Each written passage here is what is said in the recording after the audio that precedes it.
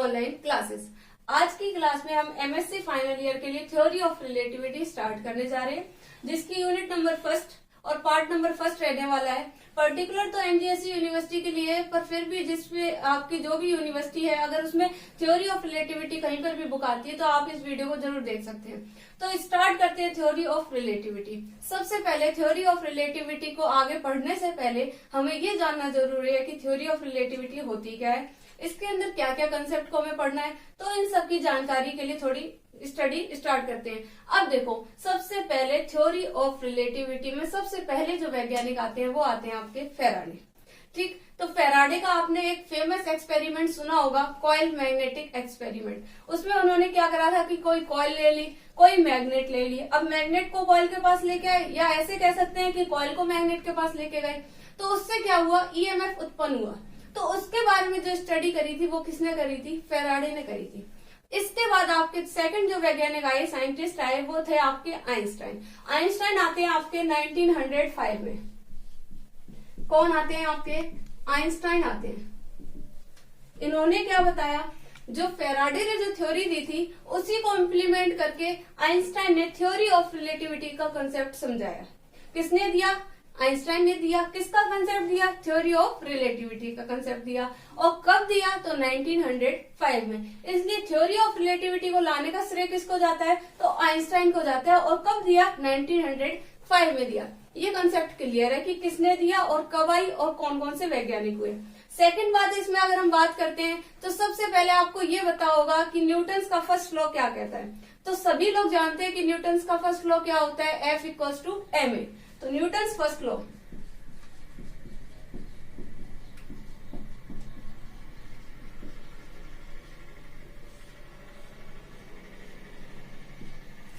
Newton first law में क्या कहता है कि F क्या होता है, ma होता है। जहां पर F क्या होता है हमारा फोर्स, m क्या होता है आपका मास, a का मतलब होता है एक्सेलरेशन। ये सभी को पता है।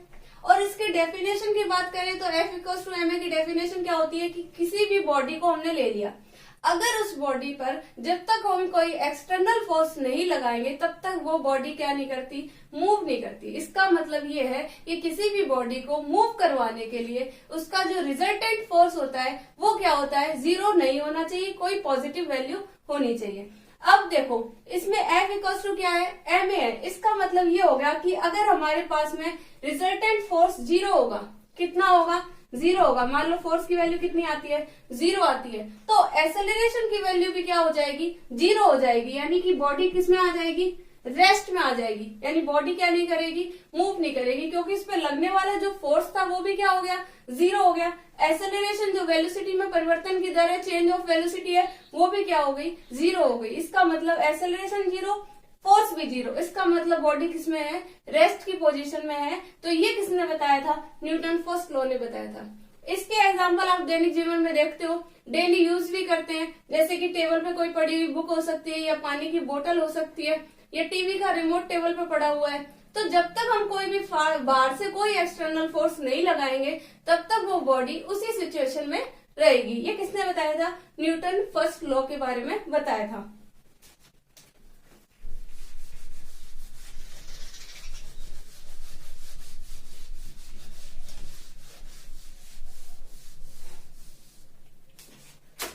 जब हम रिलेटिविटी को पढ़ेंगे ना तो हमें ऐसा लगेगा कि हमें ना कहीं कल्पना जगत में इमेजिनरी बात कर रहे हैं, लेकिन सच तो ये है कि थ्योरी ऑफ रिलेटिविटी जो है वो एक्चुअल में, रियल में वैसी है। पर उसकी जब हम स्टडी करते हैं तो ऐसे लगता है कहीं बाहर की दुनिया के अध्ययन कर रहे हैं। तो इसमें देखो, सबसे पहले थ्योरी ऑफ रिलेटिविटी की, जैसे आपको कोई भी पार्टिकल ले लिया, कोई भी बॉडी ले लिया।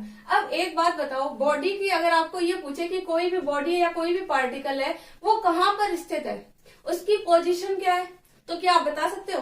तो आप बिल्कुल कहोगे बिल्कुल बता सकते हैं, लेकिन उसको बताने के लिए हमें कुछ फैक्टर की जरूरत होती है। वो आपको पता है क्या क्या फैक्टर हो सकते हैं हमारे पास में। एक तो हो सकता है एक्स एक्सिस, एक हो सकता है वाई एक्सिस, और एक हो सकता है अपने पास में जेड एक्सिस।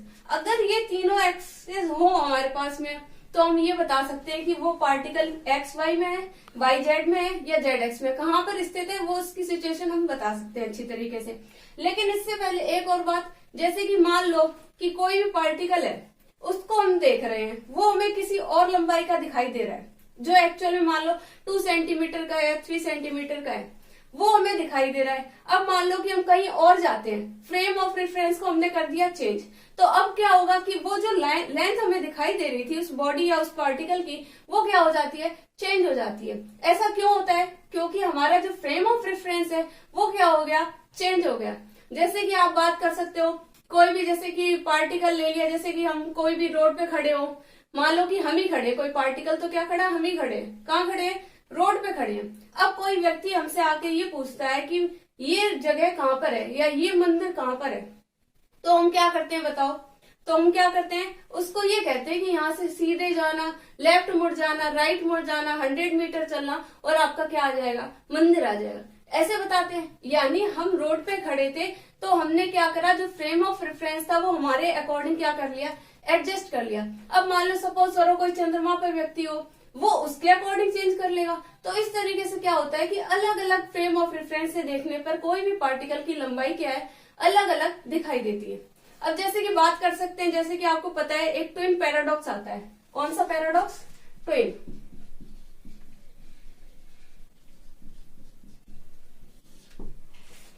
मान लो कि दो जुड़वा भाई है, एक जुड़वा भाई तो आपका अर्थ पर है,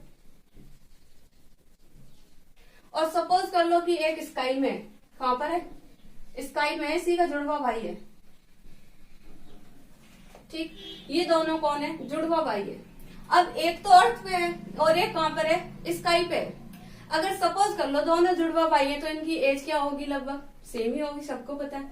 अब सपोज करो ये तो अर्थ पे रह गया और ये वाला था अंतरिक्ष में चला गया, कहाँ चला गया, स्काई में चला गया, और काफी टाइम बाद में काफी स्पीड से अर्थ पर वापस आता है। तो अब पता है क्या होगा, जब ये वापस जो अर्थ पर आएगा ना, तो ये तो इनकी उम्र में क्या हो जाएगा, काफी डिफरेंस हो जाएगा। एक तो बहुत बूढ़ा नजर आएगा और एक बहुत ही यंग नजर आएगा। तो ऐसा इसलिए होता है क्योंकि अर्थ पर जो फ्रेम ऑफ रेफरेंस है वो अलग होगा और स्काई पर देखेंगे तो वो वस्तु हमें अलग दिखाई देगी। इसका मतलब ये हो गया कि कोई भी फ्रेम ऑफ रेफरेंस में किसी वस्तु को देखते हैं तो जरूरी नहीं है कि वो दूसरे फ्रेम ऑफ रेफरेंस से सेम दिखाई देगी। यानी कि वो फ्रेम ऑफ रेफरेंस के अकॉर्डिंग क्या होती है, अपने आप को एडजस्ट कर लेती है और इसकी मेजरमेंट जो होती है, इसकी माप जो होती है, वो अलग अलग फ्रेम ऑफ रेफरेंस से अलग अलग दिखाई देती है। तो ये कॉन्सेप्ट समझ में आ गया, ट्विन पैराडॉक्स वाला समझ में आ गया। अब हम बात करते हैं कि फ्रेम ऑफ रेफरेंस है क्या एक्चुअल में, तो इसके लिए समझते हैं, आइए।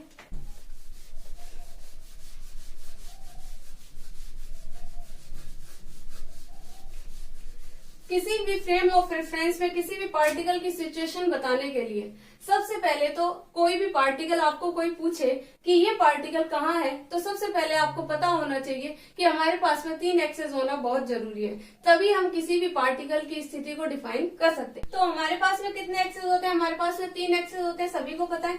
एक तो होता है अपने पास में एक्स एक्सेस, एक होता है वाई एक्सेस और एक होता है आपके पास में जेड एक्सेस। ये होता है अपना एक्स, ये हो गया वाई और ये हो गया अपने पास में जेड। तो किसी भी पार्टिकल की पोजीशन को समझाने के लिए हमारे पास में 3 एक्सेस होने के हैं, कंपलसरी है। ये जो जेड एक्सेस होता है इसको हम डिफाइन नहीं कर सकते क्योंकि ये ना ऐसे परपेंडिकुलर होता है, बाहर की तरफ परपेंडिकुलर होता है। तो इसको हम ऐसे ब्लैक बोर्ड पे एक बार डायग्राम की तरीके से आपको समझाने के लिए बनाया, बाकी इसको बना नहीं सकते। ये परपेंडिकुलर होता है, बाहर की तरफ निकला हुआ होता है, इन तीनों के परपेंडिकुलर हो गया। ठीक, जेड होता है वो बाहर की तरफ। अब देखो, अगर मैं आपको ऐसे पूछूंगी कोई भी बॉडी या कोई पार्टिकल है वो कहाँ पर स्थित है, तो क्या आप उसको बता सकते हो? आप उसको तब तक नहीं बता सकते जब तक हमारे पास में जेड नहीं हो, वाई नहीं हो और Z axis, X axis, Z axis, Y axis तीनों नहीं हो, तब तक नहीं बता सकते। तो इसके लिए क्या करेंगे, कोई भी पार्टिकल जैसे मान लो सपोज करो यहाँ पर है या फिर यहाँ पर है, हो सकता है यहाँ पर है, तो इसको पता लगाने के लिए क्या होनी चाहिए, एक्स वाई और जेड की वैल्यू होनी चाहिए। पहली बात तो ये हो गई।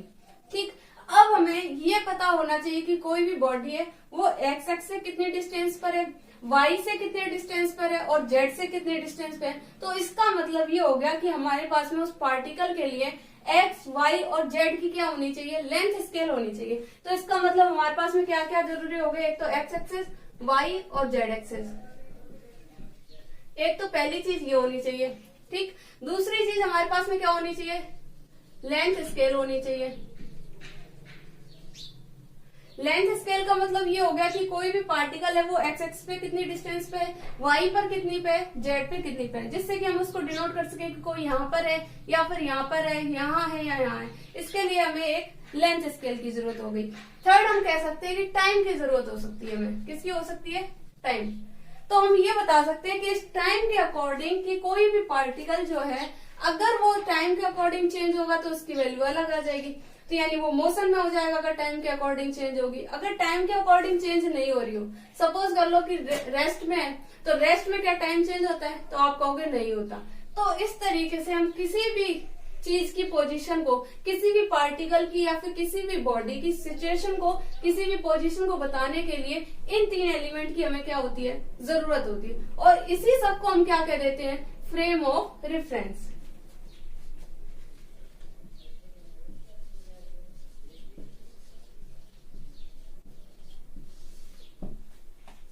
ठीक है, तो इसको हम क्या कह देंगे? फ्रेम ऑफ रेफरेंस कह देंगे। और इसी के बेस पे हम किसकी थ्योरी पढ़ने वाले हैं? थ्योरी ऑफ रिलेटिविटी की थ्योरी पढ़ने वाले हैं। तो देखो ये तीन एक्सिस हो गए, लेंथ स्केल हो गया, टाइम हो गया।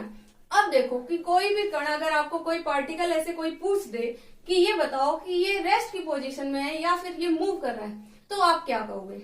तो आपका सीधे सीधे यही जवाब होना चाहिए कि अगर कोई एलिमेंट एक्स एक्स जो है उसकी जो पोजीशन एक्स एक्स पे है, अगर वो टाइम के अकॉर्डिंग, वाई टाइम के अकॉर्डिंग और जेड टाइम के अकॉर्डिंग चेंज नहीं हो रही है, ध्यान से सुनना कि चेंज नहीं हो रही है, तो इसका मतलब वो पार्टिकल जो है वो रेस्ट की पोजीशन में है।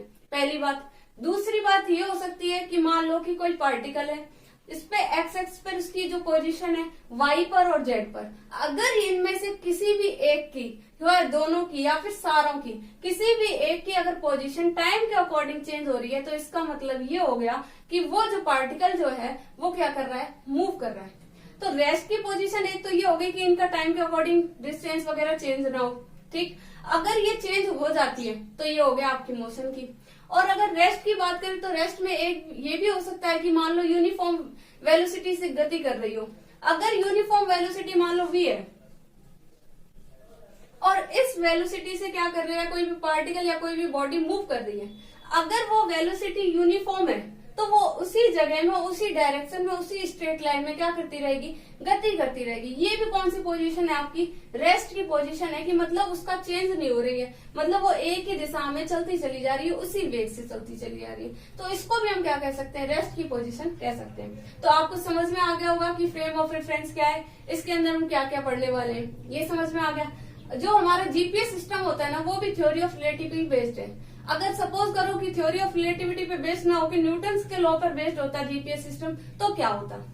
अगर सपोज कर लो कि जीपीएस सिस्टम फैराडे के नियम पर बेस्ड है, तो पता है क्या होने वाला है? तो ये होने वाला है कि हम जाना तो चाहते हैं स्कूल और पहुंच गए काम मार्केट। तो ऐसी सिचुएशन आ जाएगी अगर जीपीएस हमारा थ्योरी ऑफ रिलेटिविटी पे बेस्ड नहीं होता और फैराडे के लॉ पे क्या होता? बेस्ड होता। तो इन सब के बारे में हमने क्या कर लिया? डिस्कस कर लिया। अब नेक्स्ट पॉइंट हमारा रहने वाला जो है वो रहने वाला है कि फ्रेम ऑफ रेफरेंस कितने टाइप के होते हैं, तो उनके बारे में हम पढ़ने वाले हैं।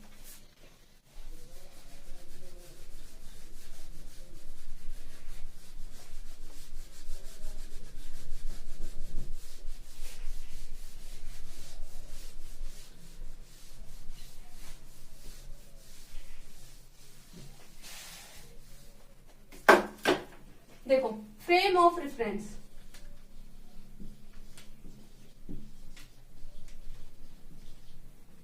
फ्रेम ऑफ रेफरेंस जो है हमारे पास में टू टाइप्स के होते हैं। कितने टाइप्स के? टू टाइप्स के। पहले समझ लो फिर थ्योरी लिखेंगे। एक तो होता है इनर्शियल, एक तो होता है इनर्शियल फ्रेम और एक हमारे पास में होता है नॉन इनर्शियल फ्रेम।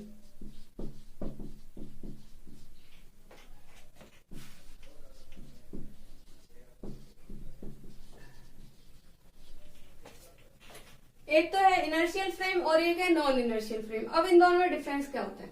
तो हमने न्यूटन्स का फर्स्ट लॉ देखा था कि F इक्वल्स टू क्या होता है? m में होता है, ये पढ़ा था। यानी कि कोई भी अगर जो हमारे पास बॉडी पार्टिकल है, अगर उस पर कोई एक्सटर्नल फोर्स नहीं लगा रहे तब तक वो क्या नहीं करता? मूव नहीं करता। अगर ये वाला लॉ लागू हो जाए, अप्लाई हो जाए, जिस फ्रेम में भी ये वाला लॉ जो है वो लागू हो जाएगा, अप्लाई हो जाएगा, वो कौन सा फ्रेम कहलाएगा? इनर्शियल फ्रेम कहलाएगा। इसका मतलब यहाँ पर F इक्वल टू क्या हो गया, M हो गया, ये यहाँ पर क्या होगा, अप्लाई होगा। अप्लाई होगा तो आपकी दो कंडीशन बनेगी, या तो बॉडी क्या हो सकती है, रेस्ट की पोजीशन में हो सकती है, या फिर मोशन की में हो सकती है। ये दोनों की दोनों बातें किसमें आती है, इनर्शियल में आती है। अब वो फ्रेम जिसमें आपका न्यूटन का first law F equal to क्या हो, ma नॉट अप्लाइड हो, आगे लिख देंगे नॉट अप्लाइड, तो उस फ्रेम को हम क्या कहेंगे, नॉन इनर्शियल फ्रेम कहेंगे। तो इसमें इनर्शियल फ्रेम में F इक्वल टू ma क्या है, अप्लाइड है। अगर ये अप्लाइड है तो इसका मतलब कोई भी पार्टिकल जो होगा वो इनर्शियल फ्रेम में, अगर अनएक्सेलरेटेड है तो अनएक्सेलरेटेड रहेगा, अगर वो मोशन में है तो वो मोशन में रहेगा। ठीक है, तो इसको हम क्या कह देते हैं, इनर्शियल फ्रेम कह देते हैं। तो इस तरीके से दो तरीके के फ्रेम होते हैं, एक तो इनर्शियल फ्रेम, एक नॉन इनर्शियल फ्रेम। ठीक है, जिसमें F equal to ma applied हो जाएगा वो आपका इनर्शियल फ्रेम हो जाएगा, और जिसमें F equal to ma not applied होगा वो आपका क्या हो जाएगा, नॉन इनर्शियल फ्रेम हो जाएगा। अब सपोज करो कि आपके पास में कोई एक पेन है, ये पेन है, मार्कर है, अगर हम इसको टच भी नहीं कर रहे तो क्या ये मूव कर रहा है, तो आप कहोगे नहीं कर रहा। सपोज करो कि मैंने इसको ऐसे ऐसे ऐसे फोर्स लगा दिया, एक्सटर्नल फोर्स, तो क्या ये मूव कर रहा है, तो आप कहोगे बिल्कुल मूव कर रहा है इस तरीके से। इसी तरीके से यानी कि ये कौन सा रूल अप्लाई हो गया, आपका न्यूटन का फर्स्ट लॉ हो गया। इसका मतलब ये कौन सा फ्रेम बन गया, इनर्शियल फ्रेम बन गया। नॉन इनर्शियल फ्रेम का एक एग्जांपल देख सकते हैं, जैसे कि सपोज कर लो कि हमारे पास में कोई कांच का कंटेनर है या फिर कोई भी बीकर है, सपोज कर लो इस टाइप का है कोई,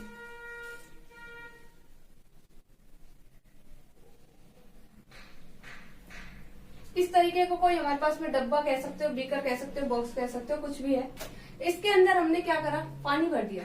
ठीक, अब पानी भरने के बाद में इसका जो ये वाला जो पॉइंट है ना, मिडल सेंटर, इसमें हमने क्या करा, एक बॉल लटका दी। क्या कर दिया, एक ऐसे बॉल लटका दी और इसके अंदर पानी भरा हुआ था। अब हम ये समझेंगे कि नॉन इनर्शियल फ्रेम क्या है। इनर्शियल तो समझ लिया कि पेन था, कोई फोर्स लगाया, मूव कर गया, इसका मतलब क्या हो गया, इनर्शियल फ्रेम हो गया। नॉन इनर्शियल में हमने एक बीकर ले लिया, बीकर के सेंटर से हमने क्या कर दिया, एक बॉल लटका दी। अब देखते हैं हम क्या होता है। इसको हम जैसे जैसे क्या करेंगे, फोर्स लगाएंगे। सपोज कर हमने इसको इस साइड फोर्स लगाया, फोर्स की डायरेक्शन तो कौन सी होगी, इस साइड हमने फोर्स लगाया, तो पता है क्या होगा, ये वाली जो बॉल है वो इस साइड मूव करेगी, बिल्कुल अपोजिट डायरेक्शन मूव करेगी। इसका मतलब ये हुआ कि हमने बीकर पे तो फोर्स लगाया, क्या हमने बॉल पे कोई फोर्स लगाया, तो आप लोग कहेंगे हमने तो बॉल पे, तो बॉल को तो टच भी नहीं किया, तो फोर्स कैसे लगा उस पे।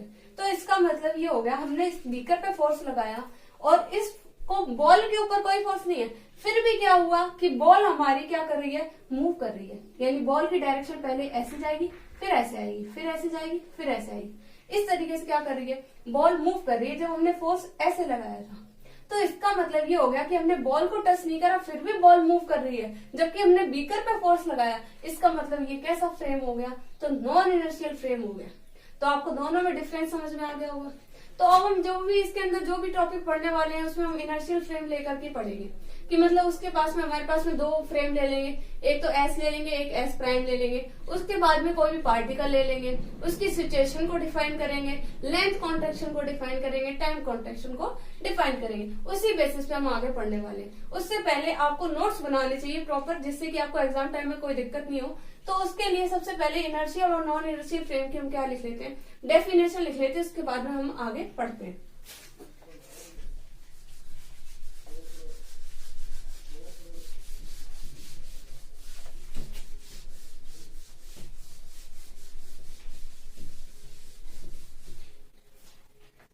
सबसे पहले हेडिंग डालेंगे inertial frame.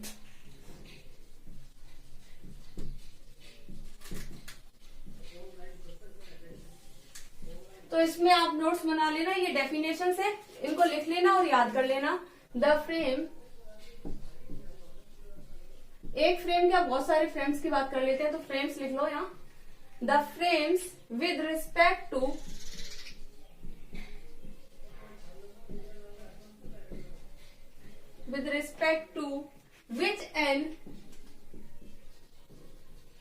which an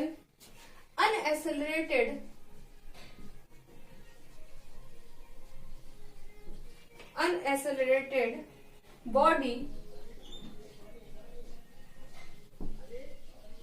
appears unaccelerated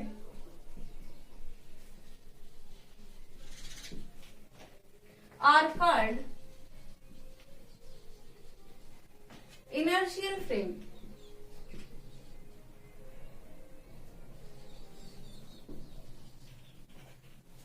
Inertial frame.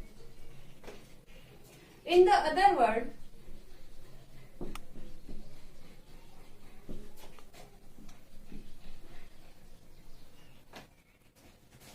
the frames which are at rest or in uniform translatory motion relative to the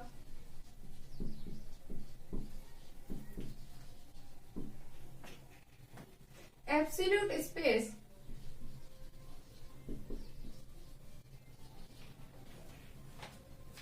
are in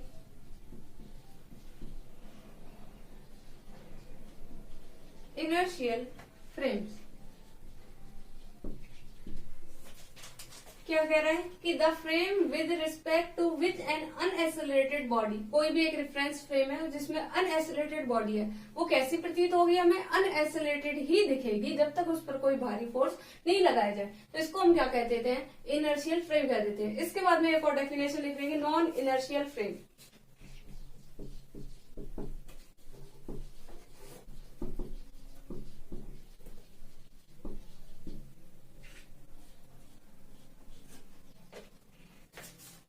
The frames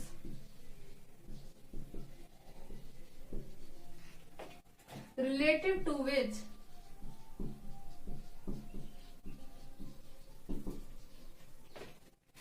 an unaccelerated body appears accelerated are called non-inertial frame.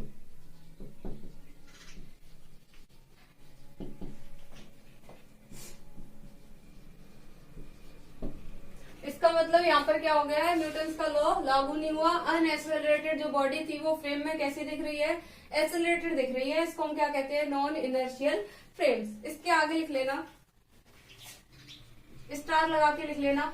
एक definition है जो आपकी direct पूछी जा सकती है, 1.5 number वाले जो क्वेश्चन आते हैं उनमें पूछी जा सकती है। तो आप हेडिंग डालकर लिखना, Galilean transformation.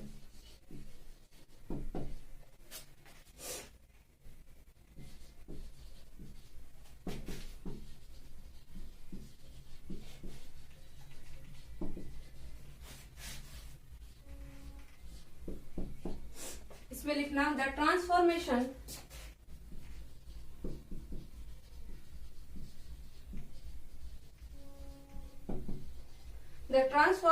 law connecting any two inertial frames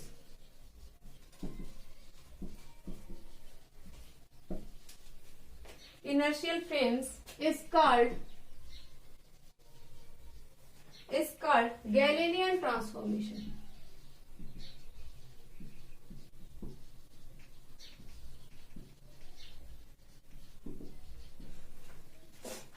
ये क्या कह रहा है कि the transformation law, Galilean transformation का मतलब होता है कि कोई भी हमारे पास में दो इनर्शियल फ्रेम है।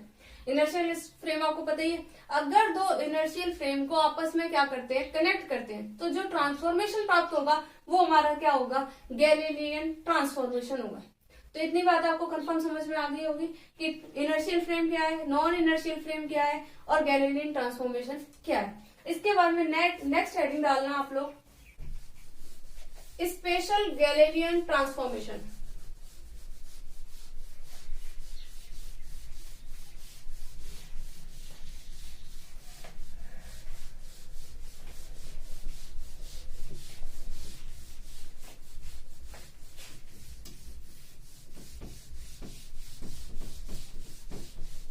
नेक्स्ट हेडिंग डाल लेना स्पेशल गैलेलियन ट्रांसफॉर्मेशन।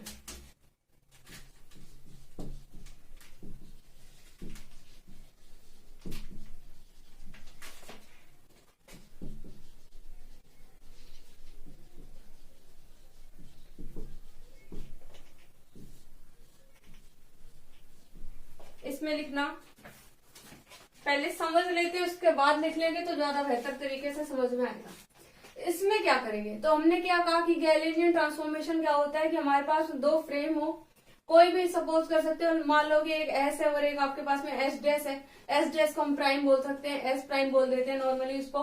तो इसमें क्या होता है कि दोनों अगर क्या है, इनर्शियल है, ठीक है, उन दोनों के मध्य हम कोई भी लो ट्रांसफॉर्मेशन करते हैं तो उसको हम क्या कहते हैं, गैलेलियन ट्रांसफॉर्मेशन कहते हैं। जैसे सपोज कर लो हमारे पास कोई एक फ्रेम एस है,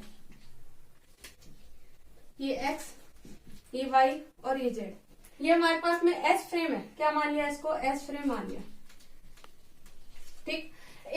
इसकी ये जो हमारे पास जो फ्रेम लिया ना, ये कैसा है हमारे पास में, इनर्शियल है। इसने पहले ही बता दिया ना कि दो इनर्शियल फ्रेम को आपस में अटैच करना है, इसका मतलब ये कैसा है, इनर्शियल है। और एक और हम क्या ले लेंगे, इनर्शियल फ्रेम ले लेंगे। तो ले लेते हैं दूसरा, ये मान लो एक्स डैश है, ये वाई डैश है और ये जेड डैश है, ठीक। इसको हम मान लेते हैं ये एस डैश फ्रेम है। कौन सा फ्रेम है, एस डैश फ्रेम है। और ये भी कैसा है, इनर्शियल है, ठीक है।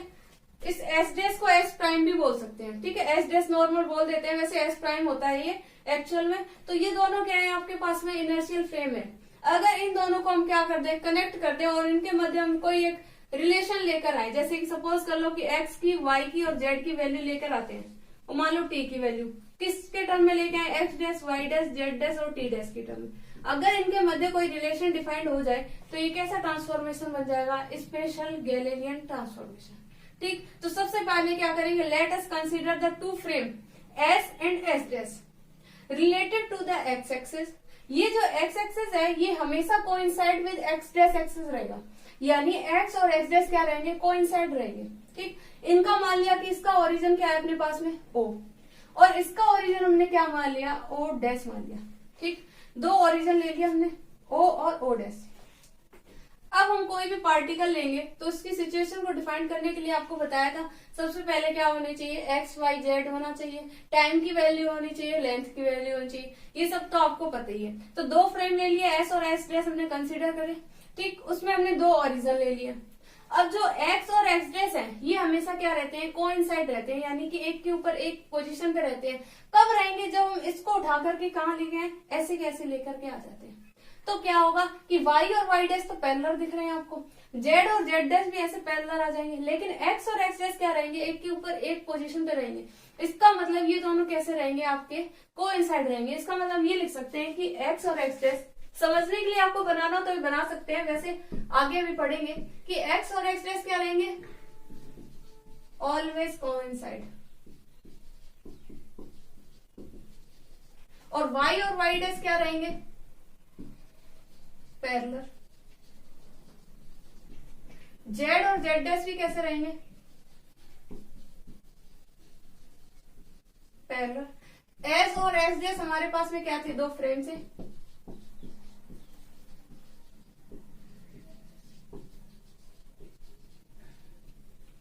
ठीक है। अब इस तरीके से ये पूरा क्या ले लिया हमने, फ्रेम ऑफ रेफरेंस ले लिया। इसी के बेस पे हम क्या करेंगे, गैलेलियन ट्रांसफॉर्मेशन करेंगे। अब सपोज कर लो, पहले समझ लेते हैं इसको अच्छे से। मान लो कि कोई पार्टिकल है, यहाँ पर है, इसको हमने पी बोल दिया, पी फॉर पार्टिकल, ठीक। अब ये पार्टिकल की जो पोजीशन है ये आपको पता है कौन कौन से कोऑर्डिनेट से बताई जाएगी, एक्स, वाई और जेड। ये तो एक्स एक्सिस से बात होगी, और आपको पता है कि एक टाइम भी लेते हैं, तो टाइम के लिए क्या ले लेंगे, यहाँ पर पी लेंगे। ये इस पार्टिकल की पोजीशन हो गई। अब सपोज कर लो कोई एस डैश फ्रेम में भी कोई एक पार्टिकल है, क्या ले लिया, पी पार्टिकल नहीं, पी डैश ले लिया, चलो सपोज कर लो। अब इसकी पोजीशन कैसे बताएंगे, तो इसकी पोजीशन कैसे बताएंगे, यहाँ पर कौन कौन से कोऑर्डिनेट आ जाएंगे, एक तो एक्स डैश आ जाएगा, एक वाई डैश आ जाएगा, एक जेड डैश आ जाएगा। तो यहाँ पर टाइम क्या आ जाएगा आपका, टी डैश आ जाएगा। इसका मतलब इस तरीके से हम क्या कर सकते हैं, किसी भी पोजीशन को डिफाइन कर सकते हैं। तो अब इसको हम पूरे नोट्स के तरीके से लिख लेते हैं। ये समझने के लिए था, आपने लिख लिया हो तो भी अच्छी बात है।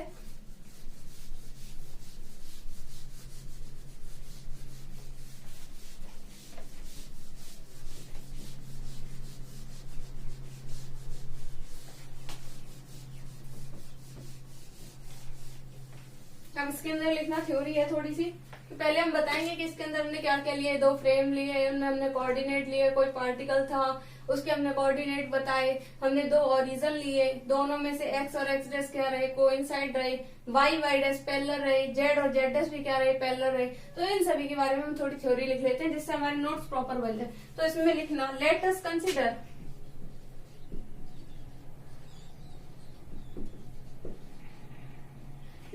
Consider two inertial frames.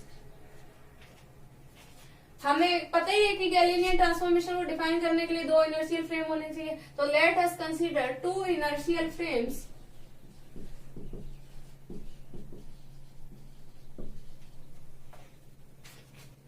S and S dash with the uniform velocity v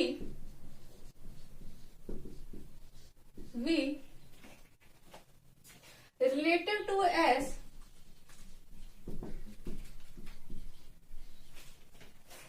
along the x-axis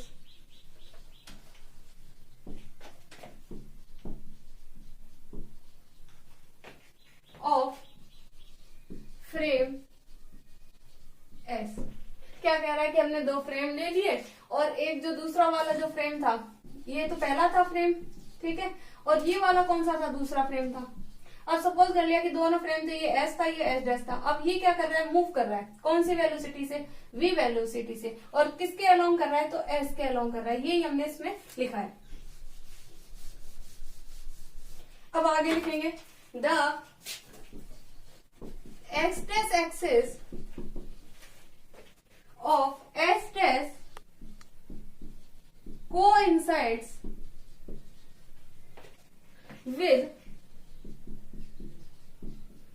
x axis of S and its y dash and z dash axis are parallel to the y and z axis of x।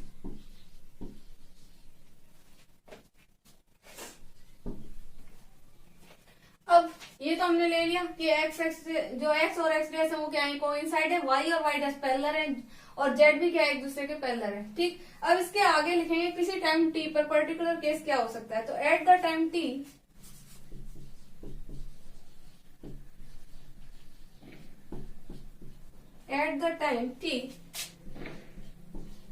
o dash is equals to vt। अभी हम diagram में देखेंगे कि ये कैसे आया। The coordinate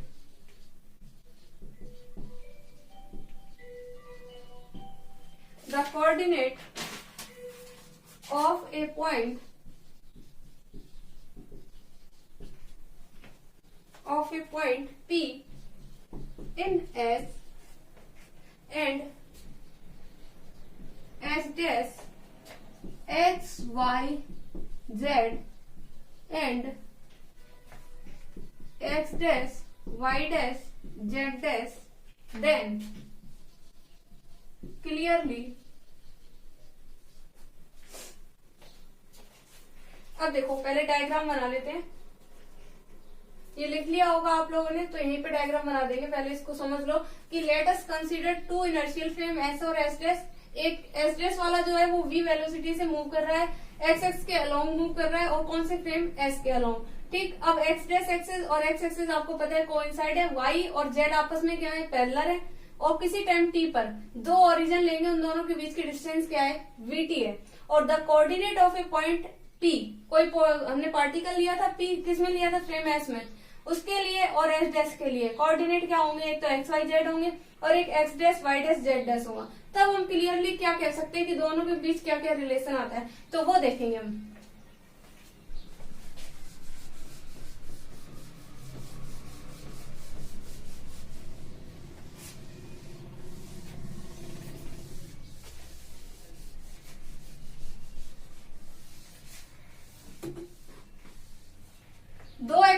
parallel है और एक्स और एक्स डैश वाला क्या है, कोइंसाइड है। तो हम डायग्राम बना लेते हैं इसमें।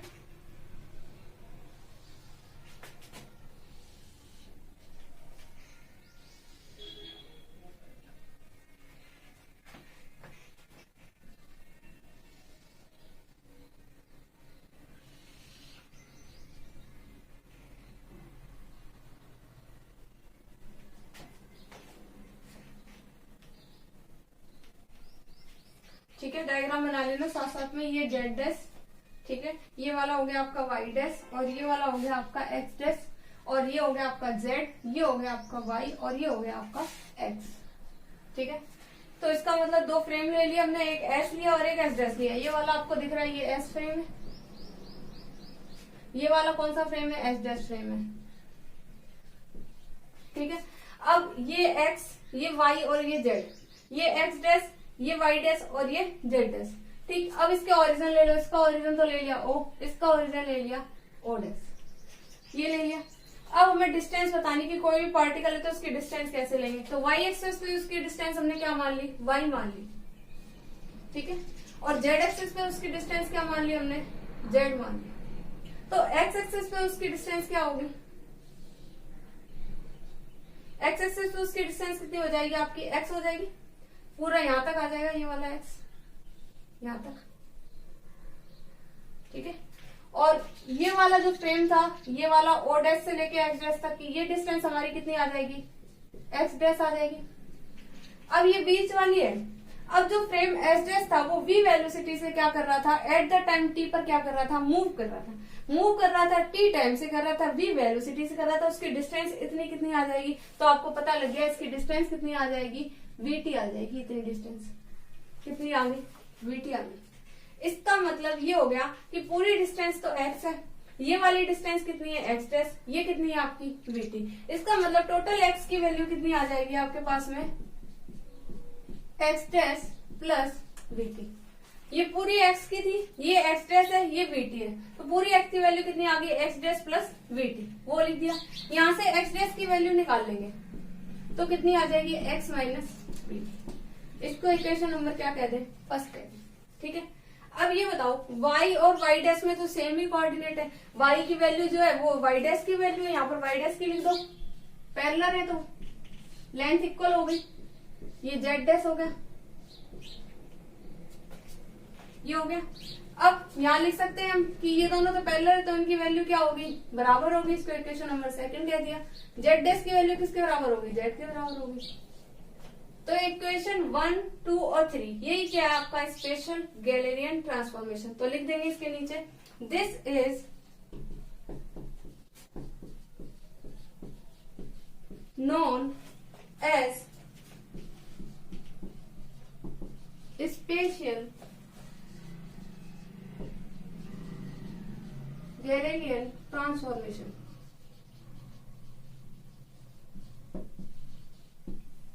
यानी कि अगर आपको x डैश y डैश और z डैश की वैल्यू पूछे और x y t और z की वैल्यू दे रखी हो तो आप इजीली निकाल सकते हैं। यहाँ से इसको कन्वर्ट भी कर सकते हैं, जैसे कि x की वैल्यू निकालनी हो तो x डैश प्लस bt हो जाएगा, y बराबर y डैश हो जाएगा, z बराबर z डैश हो जाएगा। तो इसको हम क्या कह देते हैं, स्पेशल गैलेरियन ट्रांसफॉर्मेशन। यहाँ तक समझ में आ गया। इसके आगे नेक्स्ट टॉपिक देखते हैं हम।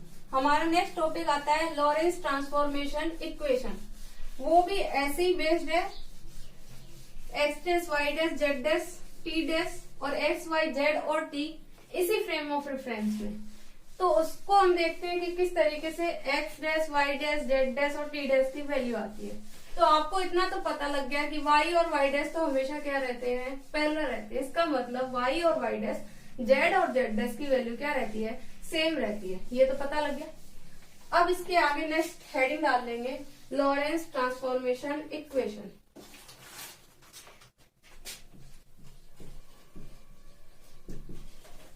Lorentz transformation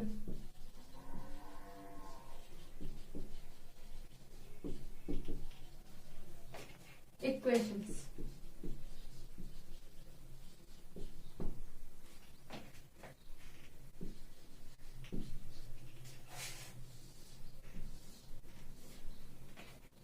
जो अभी अभी तक प्रोसीजर करते हुए आए थे कि हमने दो फ्रेम लिए, उसमें किसी भी पार्टिकल को डिफाइन करने के लिए एक्स लिया, वाई लिया, जेड लिया, एक्स डैश लिया, वाई डैश लिया, जेड डैश लिया। इसी तरीके से हम क्या करेंगे, लॉरेंस ट्रांसफॉर्मेशन इक्वेशन में भी सेम पैटर्न करेंगे। तो थ्योरी तो आपकी लगभग हर एक वो जो आप डेरिवेशन पढ़ोगे लगभग सेम रहेगी, क्योंकि हम फ्रेम ऑफ रेफरेंस में किसी भी चीज का अध्ययन करेंगे तो उसके लिए उसी बेस पे करेंगे आगे। तो अब लिख सकते हैं आप उसकी थ्योरी लिख लें। जैसे कि आपको पता है कि दो फ्रेम लेंगे, पार्टिकल लेंगे और इनको डिफाइन करेंगे। तो लिख लें, let S and S dash be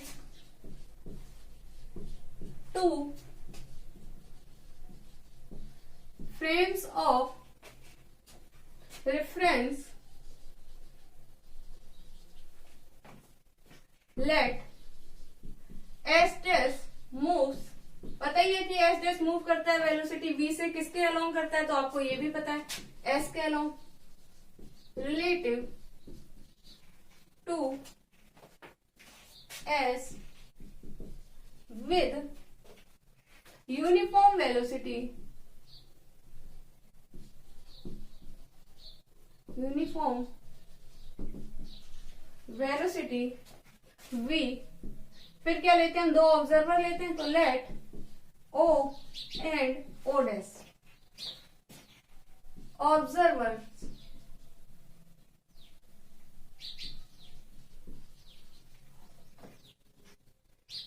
the same event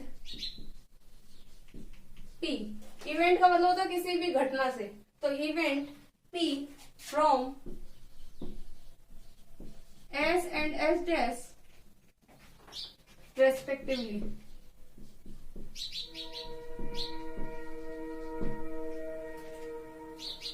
We assume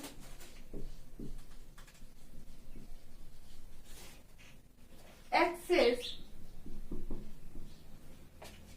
O dash X dash permanently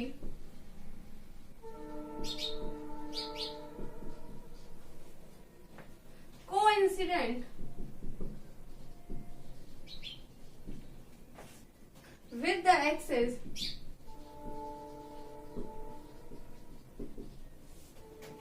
OX while the axis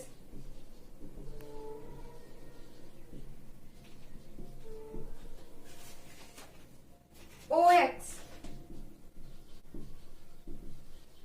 will the axis while the axis O dash Y dash and O dash Z dash are parallel to OY and OZ। क्या लिया, सबको पता है कि let S and S dash be two frame of reference, दो frame ले लिए S और एस डैश। एस डैश को पता है प्राइम बोलते हैं। Let S dash moves related to the S with uniform velocity V. S dash जो है वो यूनिफॉर्म वेलोसिटी वी से क्या कर रहा है, गति कर रहा है, मोशन कर रहा है। Let O and O dash observer, दो ऑब्जर्वर ले लिए। The same event P from S and S dash respectively. अब दो फ्रेम लेंगे, वो एक साथ लेंगे, उन्हीं दोनों फ्रेम से केवल और केवल एक पार्टिकल की क्या देखेंगे, सिचुएशन देखेंगे।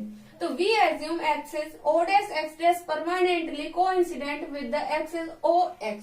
आपको पता है कि जो O डैश और X डैश आते हैं वो कोइंसिडेंट होते हैं, और जो अपना जो Y वाला और Z वाले होते हैं वो हमेशा क्या होते हैं, पैरेलल होते हैं। तो while the axis OX and while the axis O dash Y dash और ये दो बार आ गया शायद आपका, इसको काट देना एक बार। while the axis O dash and Y dash and O dash Z dash are parallel to OY और OZ। यहाँ पर O dash Y dash और O dash Z dash जो है वो OY और OZ के क्या है, पैरेलल है। तो ये थ्योरी तो आपको समझ में आई गई। अब इसके बाद में इसका डायग्राम बना लेते हैं।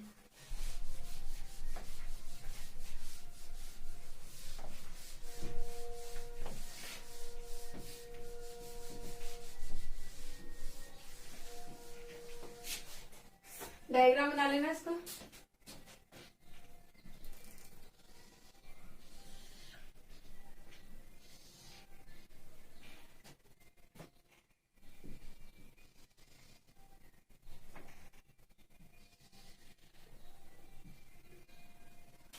डायग्राम से भी पता लग रहा होगा कि ये या तो जेड होगी या ये वाई होगी या ये जेड होगा, ठीक है। और ये एक ही लाइन पे दिख रहे हैं कोइंसाइड, इसका मतलब ये यहाँ पर क्या है, एक्स और एक्स डैश दोनों है।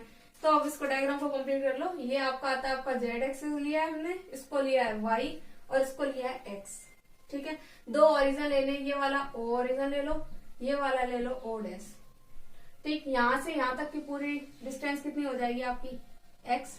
ये एक्स डैश भी हो जाएगा इसके लिए frame of reference, O dash के लिए, एस डैश के लिए ये डिस्टेंस कितनी हो जाएगी, एक्स डैश हो जाएगी। ये वाली डिस्टेंस कितनी हो जाएगी, जेड, ठीक है। ये वाली कितनी हो जाएगी, वाई, और ये वाली कितनी हो जाएगी आपकी, वाई डैश हो जाएगी, ठीक है। और ये वाली जो होगी, ये आपका कौन सा एक्सिस है, जेड एक्सिस है, तो ये वाली डिस्टेंस कितनी हो गई, जेड एक्सिस। इतना समझ में आ गया। हमें क्या देखना है, किसी एक पार्टिकल की पोजीशन देखनी है दो फ्रेम से। इस ये जो एक्स वाई जेड वाला फ्रेम है, ये तो आपका एस फ्रेम है, ठीक है, कौन सा, एस फ्रेम। और ये वाला जो है वो आपका एस डैश फ्रेम, ठीक है। ये फ्रेम एस डैश है, ये फ्रेम एस है। अब आगे इसके कोई पार्टिकल ले लेते हैं पी, सपोज कर लो यहाँ पर कोई पार्टिकल है। अगर उसकी पोजीशन एस फ्रेम में देखेंगे तो क्या आएगी, एक्स वाई जेड और टी, ठीक है।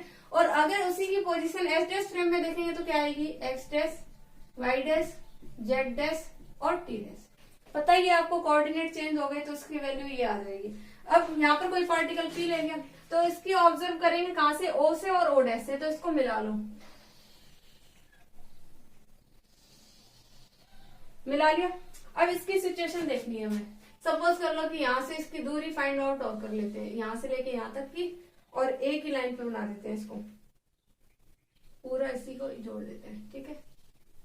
यहाँ पर कोई पार्टिकल क्या है आपका, पी है। अब यहां से लेके यहां तक की दूरी, मान लो कि वेलोसिटी क्या है, अब की बार v नहीं है, लाइट की वेलोसिटी क्या होती है, c होती है, c से डिनोट कर दिया। तो यहां से लेके यहां तक की डिस्टेंस जो है वो t टाइम में कवर करेगा, इसका मतलब ये कितनी होगी, ct। और यहां से लेके यहां तक की जो कवर करेगा वहां पर कितनी हो जाएगी, ct डैश हो जाएगी। ये डायग्राम आप लोग बना लो। वेलोसिटी क्या ली है, v की जगह आपकी बार हमने लाइट की वेलोसिटी ले ली c। आपको पता होगा लाइट की वेलोसिटी जो है वो वैक्यूम में क्या होती है, सबसे ज्यादा होती है, और सबसे कम जो बात करते हैं वो किसमें होती है, आपकी सॉलिड में होती है। तो इसलिए वो कहते हैं ना कि लाइट के लिए कि चाहे कितना जोर लगा लो, जो अपनी जो लाइट की जो वेलोसिटी है वो उतनी ही रहने वाली है, वो चेंज नहीं हो सकती। यानी स्पीड ऑफ लाइट हमेशा क्या रहेगी, 3 × 10⁸ मीटर पर सेकेंड रहेगी, ये आपको पता है। और आपको लाइट भी पता है कि लाइट जो है वो क्या होती है, फोटॉन्स होते हैं, फोटॉन्स यानी बंडल्स होते हैं, किसके, क्वांटा जिसको बोलते हैं। तो इस तरीके से यहाँ पर हमने वेलोसिटी क्या ले ली, लाइट वाली वेलोसिटी c ले ली, और t टाइम में डिस्टेंस देख लिया s फ्रेम से ct, और s डैश फ्रेम से देखी तो कौन सी आ गई, ct डैश आ गई। अब इसके आगे देखते हैं।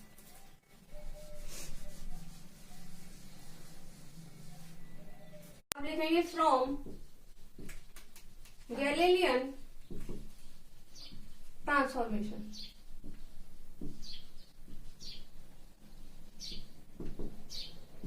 ठीक है।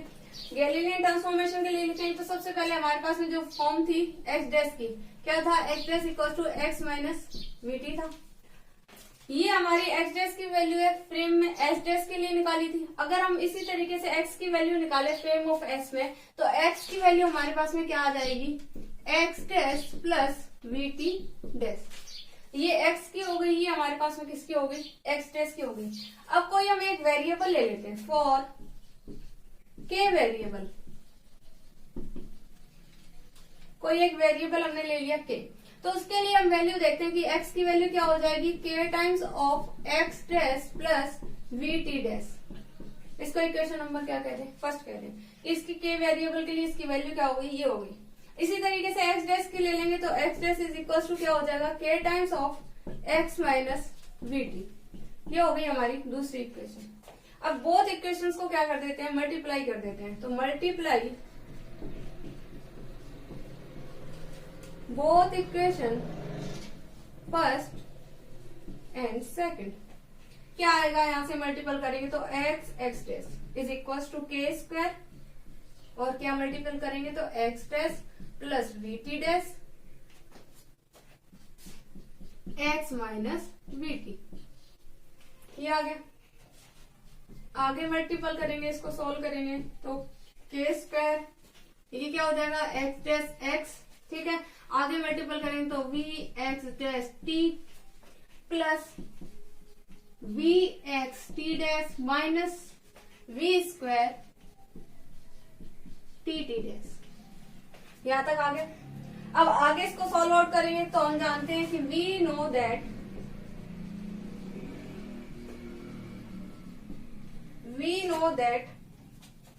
x equals to c t and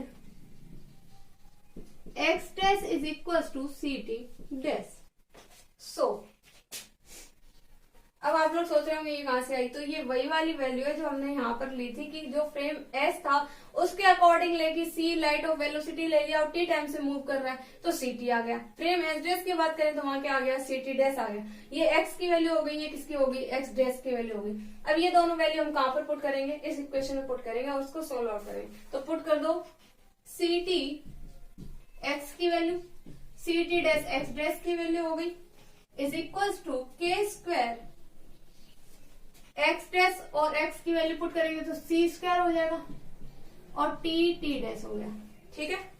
minus we तो है ही तो वी तो लिख लो, एक्स डैश की वैल्यू सी टी डैश और क्या आ जाएगा टी प्लस वी एक्स की वैल्यू क्या आ जाएगी सी टी और साथ में T dash minus we square T T dash. ये आ गई।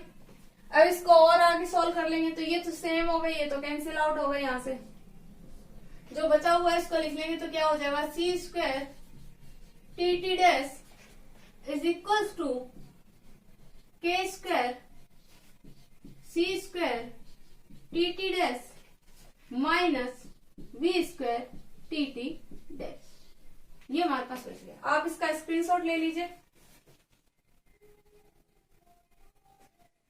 ले लिया स्क्रीनशॉट। अब इसके आगे हम सॉल्व आउट करेंगे।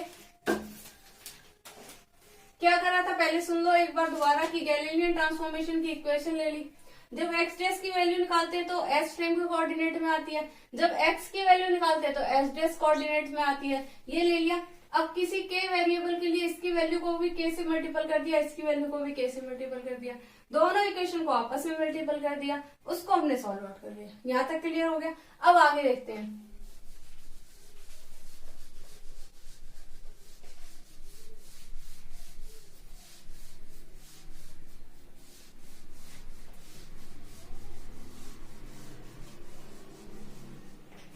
अब इसके आगे सॉल्व करेंगे तो सी स्क्वायर कहां तक आ गया, यहां तक लिख लेते हैं पहले। C square T T dash is equal to के स्क्वायर, कुछ कॉमन आ रहा है क्या, टी टी डैश कॉमन आ रहा है,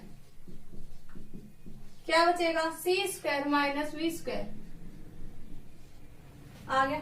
टी टी डैश से t T dash cancel out हो गया तो सी स्क्वायर इज इक्वल टू के square C square minus we square. ये वैल्यू आ गई, ठीक है।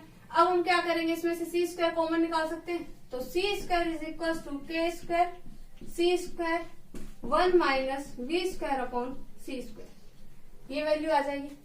सी स्क्वायर से सी स्क्वायर कैंसिल आउट हो गया, ठीक है। तो 1 इज इक्वल टू के square 1 minus we square upon C square, ठीक है। यहां से के स्क्वायर की वैल्यू निकालेंगे तो क्या आ जाएगा, K square is equal to 1 upon 1 minus we square upon C square. ये वैल्यू आ गई।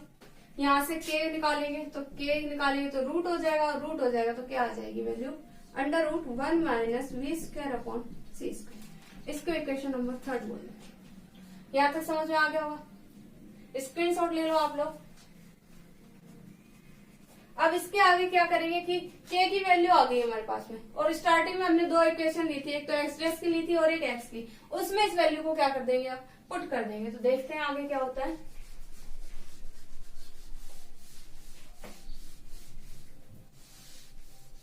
इसको मिटा दे क्या। अब आगे देखिए, लिख दो आप लोग कि पुट इन इक्वेशन 2। इक्वेशन 2 हमारे पास थी कि x dash is equals to x minus k था ना, सबसे पहले k x minus v t. ये थी हमारे पास में इक्वेशन।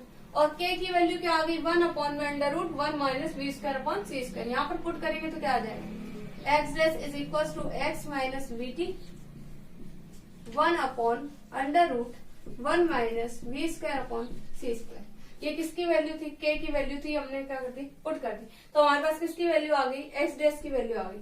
ऐसे और वैल्यू देखेंगे तो लिखें वी नो दैट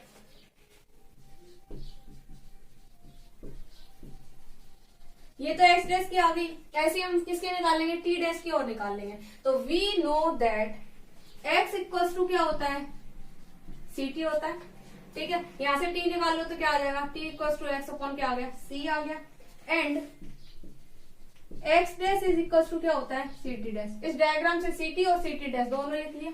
अब इस सारी की वैल्यू को हम कहां पर पुट करेंगे यहाँ पुट करेंगे। तो एक्स डैश की वैल्यू क्या आ जाएगी आपकी सी टी डैश आ जाएगी। पुट कर दो इसको तो क्या आ जाएगा एक्स की वैल्यू सी टी हो जाएगी माइनस वी टी की वैल्यू क्या आ जाएगी एक्स अपॉन सी आ गया upon √1 minus we square upon C square. ये वैल्यू आ गई। अब आगे सोल्व आउट करेंगे तो यहाँ से सी कॉमन निकाल लेंगे। तो c T dash is equal to c common निकाला तो क्या बचेगा t minus v x square upon c x square नहीं sorry c square upon √1 minus we square upon C square. ये वैल्यू आ गई। सी कॉमन निकाल लिया, यहाँ टी रह गया, यहाँ पर देख लेना सी स्क्वायर रह गया 1/1 minus we square upon C square. ये वैल्यू आ गई, यहाँ तक आ गई। अब देखो सी कॉमन आ रहा है तो सी से सी कैंसिल आउट हो गया। क्या बचेगा t dash is equal to t minus v x upon C square upon √1 minus we square upon C square. ये वैल्यू आ गई। इसको इक्वेशन नंबर क्या कह दे हम 4 कह दे। यानी ये किसकी वैल्यू आ गई हमारे पास में टी डैश वाला ट्रांसफॉर्मेशन आ गया। एक्स डैश वाला ये आ गया, एक टी डैश वाला आ गया। इसको ब्लॉक में बंद कर दो जिससे आपको याद रहे कि हमने ट्रांसफॉर्मेशन फाइंड आउट करा है। एक ये वाला और एक एक्स डैश वाला और एक टी डैश वाला, दो ट्रांसफॉर्मेशन आ गए। अब इसके आगे देखेंगे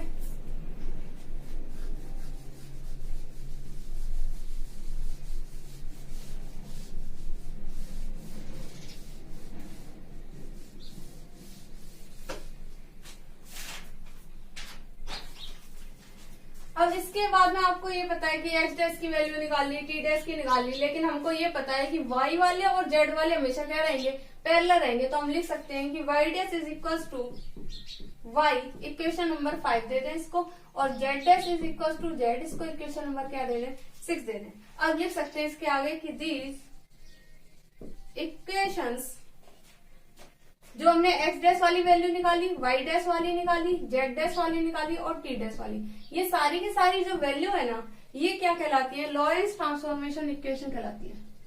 Lawrence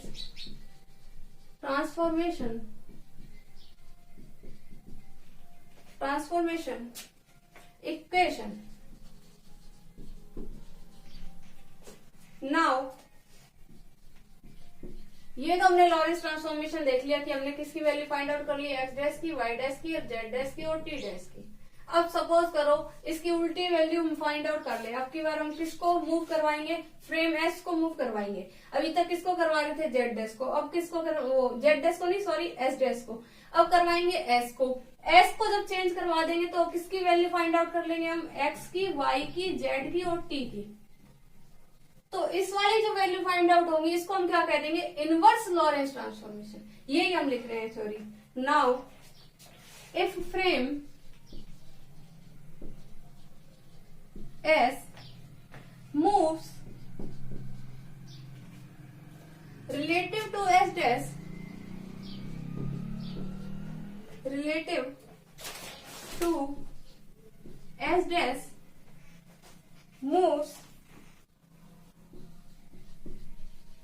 moves with uniform velocity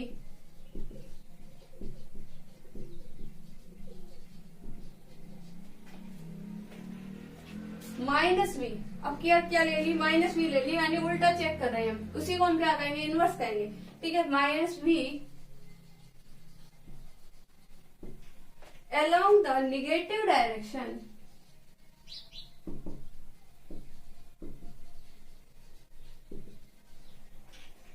of x dash axis. Then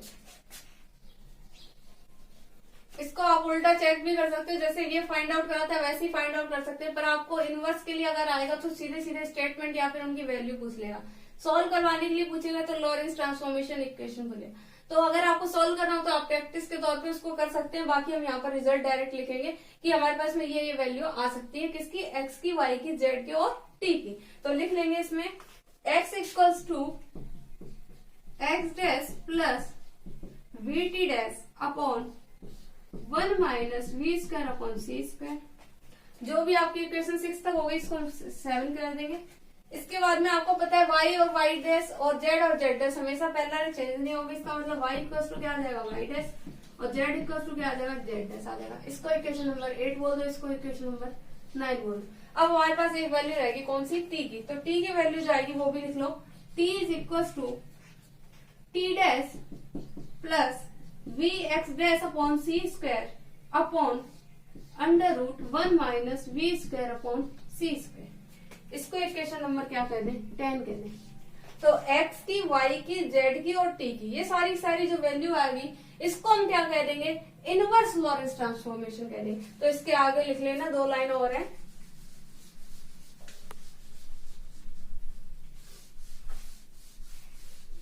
इसके आगे लिख लेना 2 line, which are called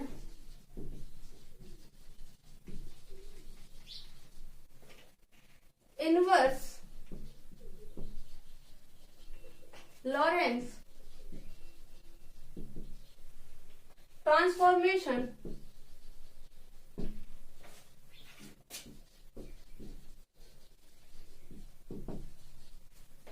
equations। तो ये जो हमारा रहेगा ये क्या था, हमारा इनवर्स लॉरेंस ट्रांसफॉर्मेशन था। इससे पहले हमने x dash, Y dash, Z dash और टी डैश की वैल्यू फाइंड आउट करी थी, वो हमारा लॉरेंस ट्रांसफॉर्मेशन इक्वेशन था। ये डायग्राम आपको समझ में आ गया होगा। होप सो कि आज की क्लास आपको अच्छी लगी होगी। आप रेगुलर बेसिस पे क्लासेस लेना, एग्जाम ओरिएंटेड क्लास चलेंगी जिसमें आपका बहुत सारे डेरिवेशंस आएंगे, कुछ न्यूमेरिकल्स भी आएंगे जो सिलेक्टेड होते हैं, मतलब एग्जाम में वो मोस्टली बहुत बार पूछे जाते हैं। तो अच्छी तैयारी के लिए, बेहतरीन तैयारी के लिए हमारे साथ जुड़े रहें और हमारे चैनल को लाइक, सब्सक्राइब और शेयर करें। Thank you very much.